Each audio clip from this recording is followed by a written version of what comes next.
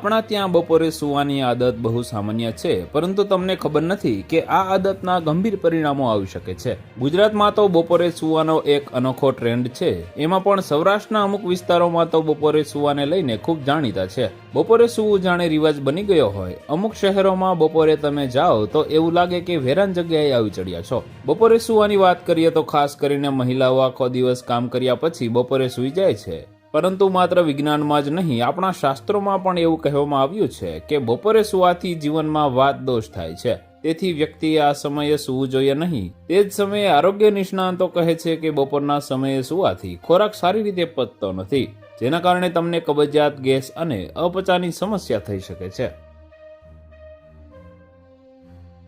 તો વધુ માહિતી મેળવવા માટે ચેનલ સાથે જોડાયેલા રહો. વિડીયો પસંદ આવે તો લાઇક કરી દેજો. ચેનલમાં નવા છો તો સબસ્ક્રાઇબ કરી દેજો.